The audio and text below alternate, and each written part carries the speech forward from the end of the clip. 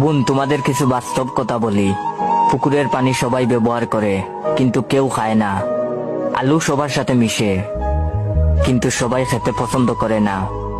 মিষ্টির দোকানে এমনি মাছি বেশি থাকে, ওইটা দোকানদারের অ্যাটিটিউড না।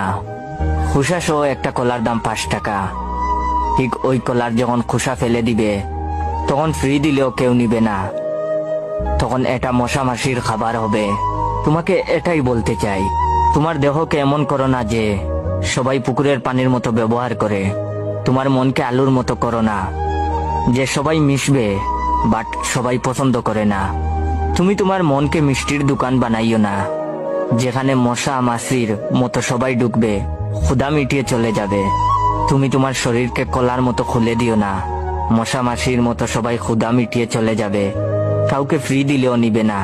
তুমি আজ যাদের সাথে কথা বলে মজা নিচ্ছ বা দিচ্ছ, তারা তোমাকে ব্যবহার করে, ব্যবহার শেষে ফেলে দিবে।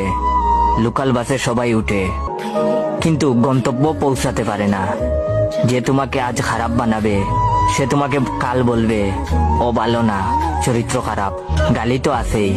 বর্তমান পরিস্থিতি বড়ই ভয়ঙ্কর, মোকাবেলা করতে পারবে না। আমার কথায় খারাপ লাগলে নিজের আপন ভাই মনে করে ক্ষমা করে দিবেন।